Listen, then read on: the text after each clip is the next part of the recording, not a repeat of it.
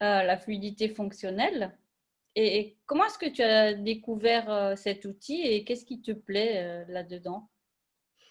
Eh bien, j'ai découvert en fait cet outil, lors d'une journée de l'association, suisse romande d'analyse transactionnelle. Une de mes anciennes formatrices l'avait présenté et puis par la suite, eh ben, j'ai pris contact avec Susanna Temple que vous voyez ici, qui est la fondatrice celle qui est l'auteure de ce modèle et puis, elle cherchait en fait à trouver un modèle pour montrer quels étaient les comportements sociaux efficaces et lesquels étaient moins efficaces dans l'ici et maintenant. Et elle a fait une recherche de doctorat et elle a obtenu un doctorat sur le développement de ce modèle et un outil psychométrique sur ça.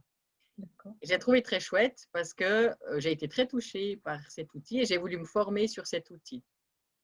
Et donc, voilà, on retrouve ici que Susan Temple, c'est une formatrice. Elle avait cette intuition par rapport au système de formation anglais qui est assez dur. Et puis, elle avait envie de trouver quels étaient les éléments qui, qui font que des gens peuvent être dans des conditions optimales pour se former et découvrir et changer. Mmh.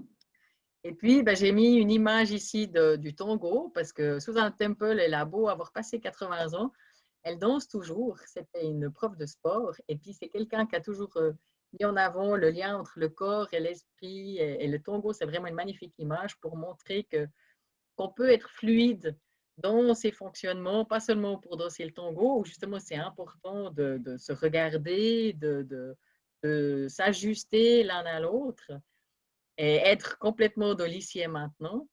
Et le fait de travailler avec la fluidité fonctionnelle, c'est ça, c'est de savoir par rapport à l'ici et maintenant, de quoi j'ai besoin comme comportement pour être en lien avec l'autre, pour être en lien avec moi, avec mes besoins et avoir du succès par rapport à ma situation. Et éviter des fois des débordements qui viennent plutôt du passé et qui sont plus en lien avec l'ici et maintenant. D'accord. Et Valérie, mais quels avantages, pourraient en retirer tes clients?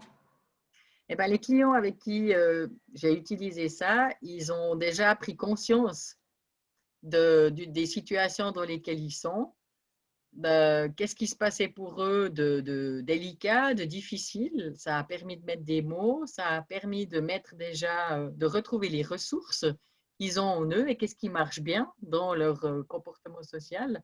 Et puis Ouais, de voir en fait qu'est-ce qui les influençait dans certains comportements qui étaient moins efficaces.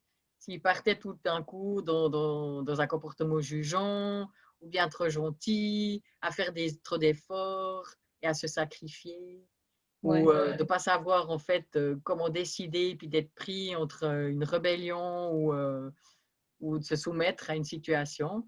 Mmh. Et ceux que j'ai accompagnés, en tout cas, bah voilà, ils ont appris à voir la vie différemment et puis ils ont pu sortir de situations difficiles grâce à ça. En tout cas, à t'entendre, ça me semble très intéressant et si on souhaite, se former sur, ce modèle, comment est-ce qu'on peut faire?